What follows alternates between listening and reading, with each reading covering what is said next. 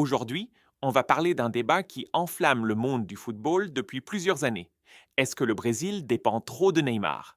Est-ce que la sélection peut vraiment briller sans lui ou est-ce que son absence change complètement le visage de l'équipe? Une chose est sûre, dès que Neymar n'est pas sur le terrain, quelque chose semble manquer. Et ce n'est pas juste une impression. Depuis ses débuts avec l'équipe nationale, Neymar s'est imposé comme bien plus qu'un simple joueur. Il est devenu le cœur du jeu brésilien, le joueur autour duquel tout s'organise. Quand il est là, le Brésil joue avec confiance, créativité et surtout avec cette capacité à faire la différence à tout moment. Mais dès qu'il est absent, les choses deviennent beaucoup plus compliquées. Les statistiques parlent d'elles-mêmes et elles sont assez frappantes.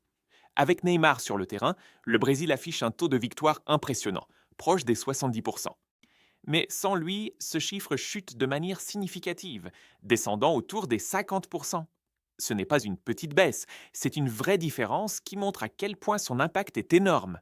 Et ce genre de statistique ne ment pas, surtout quand elle se répète sur plusieurs années et plusieurs compétitions. Mais alors, pourquoi une telle différence? La réponse se trouve dans le rôle unique que Neymar joue dans cette équipe. Contrairement à beaucoup de joueurs offensifs, il ne se contente pas de marquer des buts. Il crée, il organise, il accélère le jeu, il attire les défenseurs, il libère des espaces pour ses coéquipiers. En réalité, il est à la fois un buteur, un passeur et un meneur de jeu. Et remplacer un joueur qui cumule toutes ces qualités, ce n'est pas simple, voire impossible. Quand Neymar est absent, on remarque immédiatement une perte de créativité dans le jeu brésilien. L'équipe devient plus prévisible, moins fluide et surtout moins dangereuse dans les moments clés. Les actions deviennent plus lentes, plus hésitantes. Et souvent, le Brésil se repose sur des exploits individuels, au lieu d'un jeu collectif bien construit. Et dans le football moderne, ça ne pardonne pas. Même avec des talents exceptionnels comme Vinicius Junior ou Hendrick, l'équipe semble encore chercher son équilibre sans Neymar. Ces jeunes joueurs sont extrêmement prometteurs. Ils ont la vitesse, la technique, le talent, mais ils n'ont pas encore cette capacité à porter l'équipe dans les moments les plus difficiles.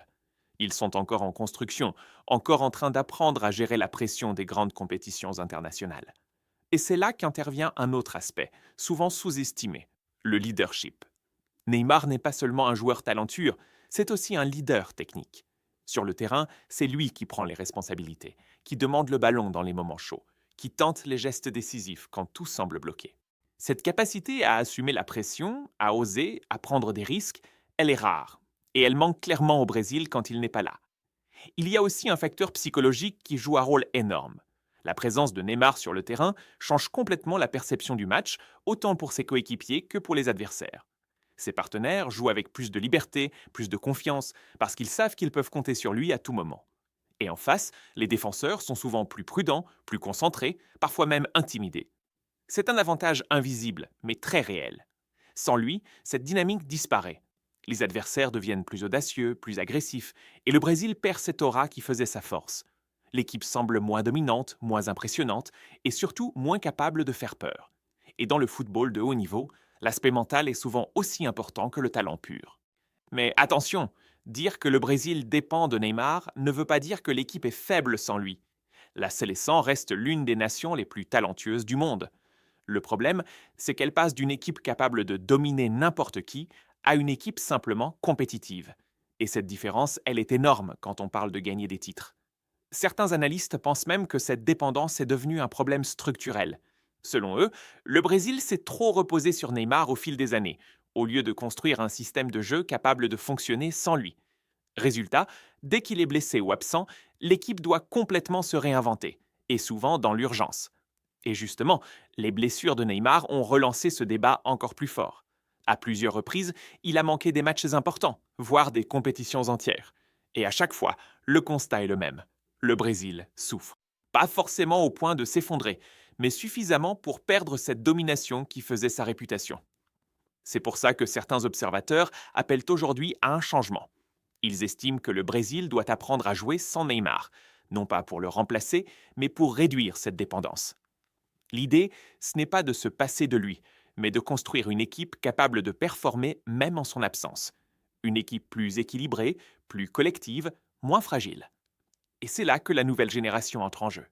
Des joueurs comme Vinicius Junior, Hendrick et d'autres jeunes talents commencent à prendre de plus en plus de place. Ils apportent de l'énergie, de la vitesse, de la fraîcheur, mais la transition est loin d'être terminée. Construire une nouvelle hiérarchie, créer de nouveaux automatismes, ça prend du temps. Le problème, c'est que le football ne laisse pas toujours ce temps. Entre les compétitions internationales, la pression des supporters et les attentes énormes autour du Brésil, chaque match compte. Et dans ce contexte, il est difficile de faire une transition en douceur. Alors aujourd'hui, la question reste ouverte. Le Brésil peut-il vraiment tourner la page Neymar ou est-ce qu'il restera encore longtemps indispensable à cette équipe? Une chose est sûre, tant qu'il sera actif, il continuera d'être une pièce centrale du puzzle. Mais la vraie question, celle qui dérange, c'est peut-être celle-ci. Est-ce que le Brésil a trop tardé à préparer l'après-Neymar? Si tu veux la suite de cette analyse, avec les solutions possibles, les scénarios pour l'avenir de la CLSA et ce que ça change pour les grandes compétitions comme la Coupe du Monde, lâche un like, abonne-toi et active la cloche pour ne rien rater. Maintenant, entrons encore plus profondément dans ce débat. Parce que comprendre la dépendance du Brésil à Neymar, ce n'est pas seulement regarder les statistiques ou les performances, c'est aussi analyser l'avenir de toute une nation de football. Car oui, le vrai enjeu aujourd'hui, ce n'est pas seulement de savoir si Neymar est indispensable, mais de savoir ce que devient le Brésil après lui. Depuis plusieurs années, la sélection est dans une phase de transition un peu étrange. D'un côté, elle possède une nouvelle génération incroyablement talentueuse. De l'autre, elle continue de s'appuyer énormément sur Neymar dès qu'il est disponible. Et cette situation crée une sorte de dépendance silencieuse, presque inconsciente. Prenons un exemple concret. Quand Neymar est sur le terrain, tout passe par lui. Les attaques commencent souvent à ses pieds, les décisions clés viennent de lui, et dans les moments de pression, c'est lui que les coéquipiers cherchent. C'est un réflexe naturel, mais c'est aussi un problème à long terme. Parce que lorsque ce point central disparaît, l'équipe semble désorganisée. Les joueurs hésitent davantage, les passes deviennent moins précises, et surtout, personne ne prend réellement le relais avec la même autorité. Et pourtant, les talents sont bien là. Vinicius Junior, par exemple, est aujourd'hui l'un des joueurs les plus explosifs au monde. Sa vitesse, sa capacité à éliminer, son impact dans les grands matchs, tout est là. Mais son profil est différent. Il est plus un détonateur qu'un organisateur. Il peut faire basculer un match, mais il ne structure pas encore le jeu comme Neymar. Même chose pour Hendrik. Il représente l'avenir, un immense espoir pour le Brésil. Mais il est encore jeune, encore en développement. Lui demander de porter toute une sélection sur ses épaules serait non seulement injuste, mais aussi risqué. Et c'est exactement là que le défi commence pour le Brésil. Transformer cette génération de talents en une vraie équipe collective, capable de fonctionner sans dépendre d'un seul joueur. Certains experts parlent même d'un changement de philosophie nécessaire. Pendant longtemps, le Brésil a construit ses équipes autour de superstars. De Pelé à Ronaldinho, en passant par Ronaldo Nazario, il y a toujours eu une figure centrale capable de porter l'équipe. Mais le football moderne évolue. Aujourd'hui, les grandes équipes qui dominent le monde sont souvent celles qui reposent sur un collectif solide, une organisation tactique claire et une répartition des responsabilités. Regarde des équipes comme France National Football Team ou Manchester City. Elles ont des stars, bien sûr, mais leur force principale reste le collectif. Chaque joueur a un rôle précis, et l'équipe ne dépend pas d'un seul élément pour fonctionner. Le Brésil, lui, est encore entre deux mondes. Il a les talents pour construire un collectif fort, mais il continue de retomber dans le réflexe de s'appuyer sur Neymar. Et ce problème devient encore plus visible dans les grandes compétitions. Lors des matchs à élimination directe, quand la pression est maximale, quand chaque détail compte, l'absence d'un leader clair peut faire toute la différence.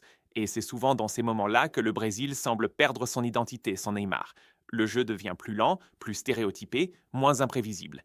Et face à des équipes bien organisées, ça devient un énorme désavantage. Mais attention, tout n'est pas négatif, parce que cette situation peut aussi être une opportunité. Une opportunité pour des joueurs comme Vinicius Junior de prendre plus de responsabilités. Une opportunité pour Henrik de grandir plus vite. Une opportunité pour le sélectionneur de construire un système plus équilibré, moins dépendant d'un seul homme. En réalité, le Brésil est à un tournant de son histoire. Soit il continue à dépendre de Neymar en espérant qu'il soit toujours disponible dans les moments clés, soit il décide de préparer sérieusement l'avenir en construisant une équipe capable de gagner avec ou sans lui. Et ce choix aura des conséquences énormes, surtout avec les grandes échéances qui arrivent. Parce qu'au final, la question n'est pas seulement tactique ou technique, elle est stratégique.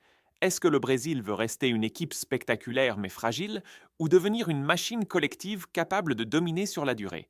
Et la réponse à cette question pourrait bien déterminer son avenir dans les prochaines années.